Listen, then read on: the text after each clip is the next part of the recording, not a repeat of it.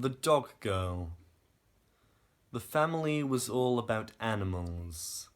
Horseradish and sharp mint sauce, beef cattle, fat lambs, large whites, those soft speciality Nubian goats, the dead pharaoh's headdress ears. Sometimes horses. She'd had a horse phase, but it did not last, for she was the dog girl, who walked the collies and cattle dogs as if pets who slept in worn wicker baskets by an aga after long walks and lolling.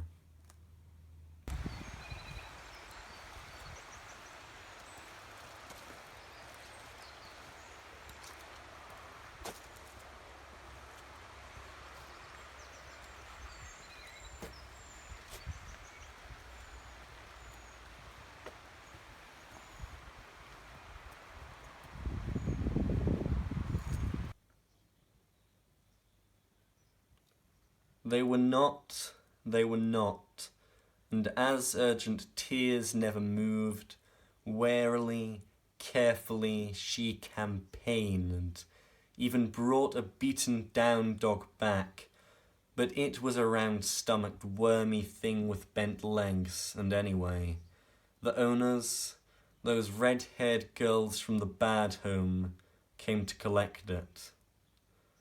At 12, as if the grandfather clock that stood at the turn of the dogleg staircase chimed magic, her puppy came as birthday gift.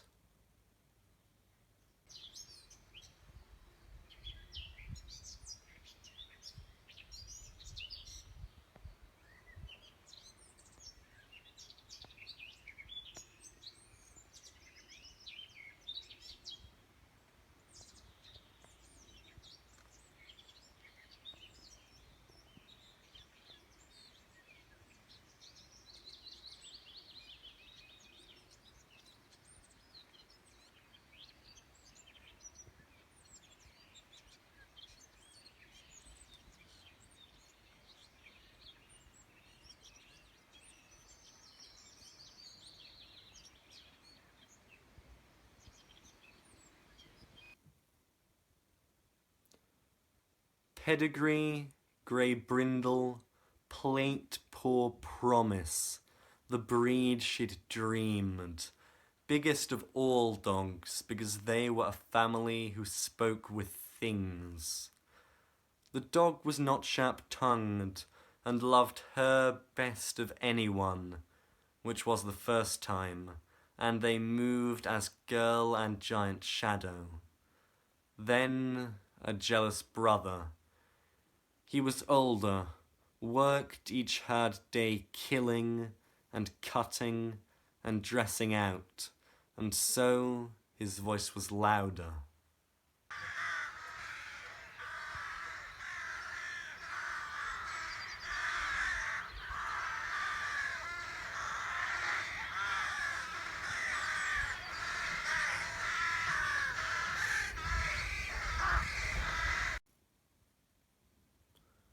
The tiny terriers arrived, short hair and wire hair trouble scraps, and they were not so trainable, because a terrier is not a hound, it is something entirely other.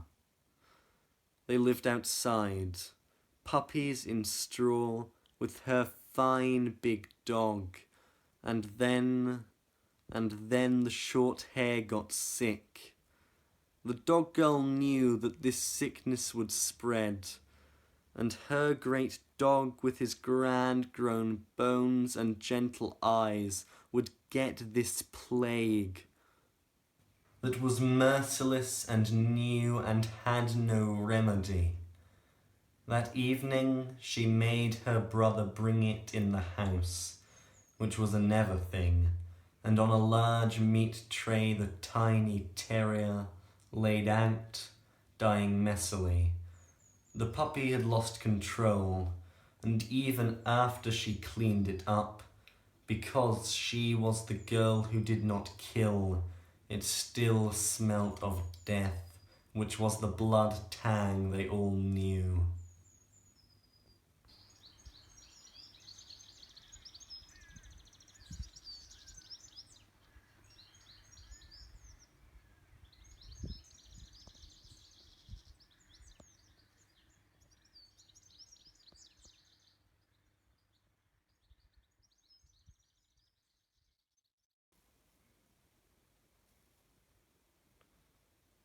It was a little white thing that looked unborn again, slick and wet now she had washed it. She did not love it, and she wanted to wash herself all over before she went out to her great good dog. By 9 o'clock, she knew her brother would leave it to die. He named the plague as if he knew, said that nothing could be done, but she would not speak it, because that would make it certain.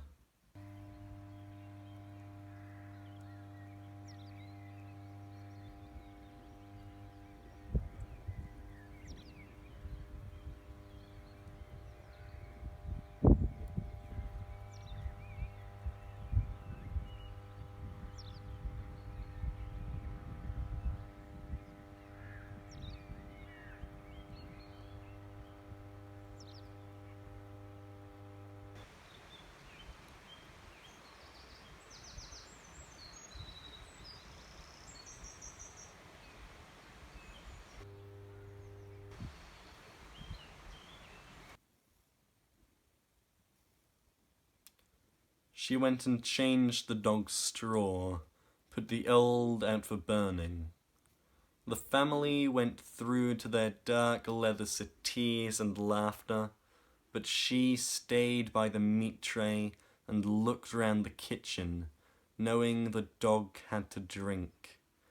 It could not lift its funny little head and was breathing hard with its shoulders. It couldn't see. So she called who she always called, and her mother came.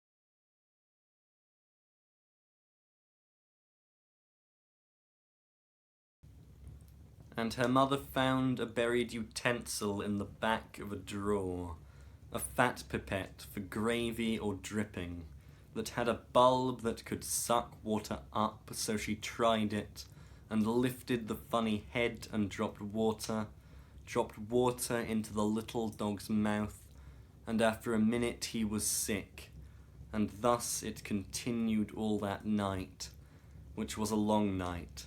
Sat by a radiator on the tiled floor, she gave the little dog a little drop every 10 minutes, and sometimes he brought it back like it was not a good gift, but sometimes he did not, and he went from hot to cold, and she got mutton cloth after mutton cloth to wrap him in, so swaddled he looked like a wrapped ham, or the convent cast of Bow Your Head Baby Jesus. At midnight she laid a hand on his back, because she thought no dog should die alone, and the night went on, and her family said good night and thank God it was Friday, and all night she kept her hand on him, and then moved him to her lap and cradled him, sat on the hard floor beside the radiator in the dim kitchen, her eyes like teacups, her eyes like dinner plates. At light, he was still alive. The little dog recovered when they'd all said he would die, and he was never quite right, seemed a simple soul, which was not sad. He just wasn't engaged with people much, but he was a ratter, and when he was after vermin there really wasn't a dog like him. He was twisting flash white lightning teeth. He didn't love her more than anyone, or seem to remember what she did, but her great dog did, and that was enough.